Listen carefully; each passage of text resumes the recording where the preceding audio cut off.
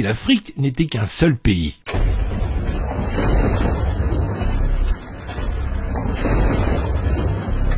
L'Afrique est un continent qui couvre 6% de la surface terrestre et 20% de la surface des terres émergées. Sa superficie est de 30 millions de kilomètres carrés avec les îles.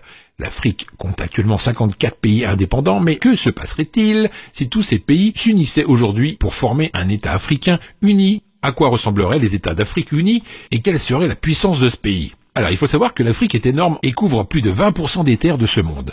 Il fait environ 3 fois la taille de l'ensemble de l'Europe. 1,2 milliard de personnes vivent actuellement en Afrique, soit 16% de la population mondiale. L'Afrique connaît actuellement le plus grand boom démographique du monde. La population du continent a doublé depuis 1990. Selon les estimations officielle de l'ONU, le continent devrait dépasser les populations de l'Inde et de la Chine réunies en 2100. La population de l'Afrique devrait atteindre 4 milliards de personnes d'ici 70 ans et va représenter plus de 39% de la population mondiale. La population de l'Afrique est actuellement la plus jeune au monde avec un âge médian de 19,7 ans comparé à la moyenne mondiale de 30,4 ans. Les taux d'alphabétisation sont également bas avec seulement 64% de la population considérée comme alphabète. Mais cela varie de région en région. En Libye, par exemple, le taux d'alphabétisation est très élevé, environ 84,2%, alors qu'au Soudan du Sud, il est très bas, puisqu'il n'atteint que 27% seulement. Les taux d'infection par le VIH sur le continent constitueraient également un défi majeur pour l'Afrique unie, car 11% de la population de l'Afrique subsaharienne est actuellement infectée par la maladie. En plus de ces défis, les États africains seraient également confrontés à l'extrême diversité du continent. L'Afrique est le continent le plus linguistiquement et ethniquement diversifié de la planète, où l'on parle plus de 3000 langues. L'Afrique est l'endroit le plus multilingue au monde, où beaucoup parlent au moins 2 langues africaines, et une langue européenne également supplémentaire. Une situation similaire à l'Afrique du Sud, où il y a 11 langues officielles.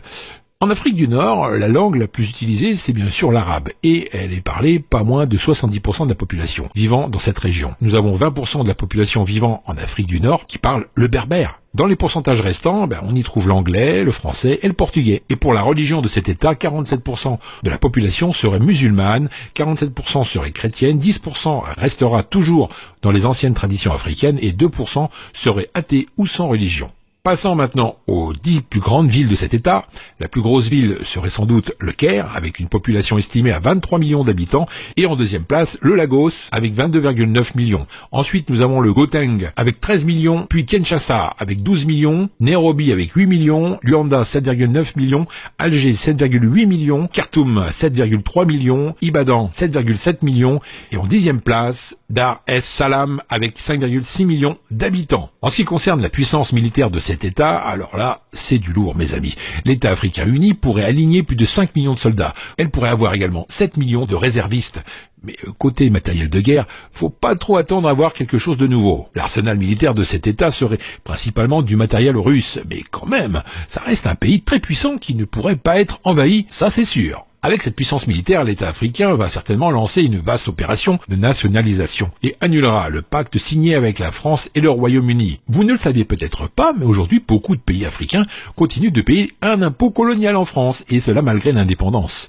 14 pays africains sont obligés par la France, à travers le pacte colonial, de mettre 85% de leurs réserves à la Banque centrale de la France, à savoir le Bénin, le Burkina Faso, la Guinée-Bissau, la Côte d'Ivoire, le Mali, le Niger, le Sénégal, le Togo, le Cameroun, la République centrafricaine, le Tchad, la République du Congo, la Guinée équatoriale et le Gabon. Enfin, sachez que la France ne leur permet d'accéder qu'à seulement 15% de leur argent par an. S'ils ont besoin de plus, les pays africains doivent emprunter.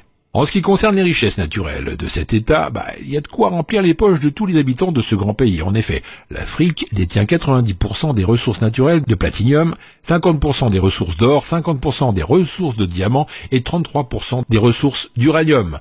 Avec la mainmise sur toutes ces ressources naturelles et la nationalisation de tous les projets de pays étrangers pris de force en Afrique, cet État aurait un PIB de 3 000 milliards d'euros. Ce qui la classera comme 5e puissance économique dans le monde, derrière l'Allemagne et devant les Royaumes-Unis et la France. Voilà mes amis, encore plein de choses à vous apprendre, c'était bien sympathique. On arrive à la fin de cette vidéo, partagez-la avec vos amis Facebook, Twitter et les autres réseaux sociaux. Pour moi, je vous retrouve dans la prochaine vidéo, juste après, qui s'affiche sur l'écran. Allez, à tout de suite.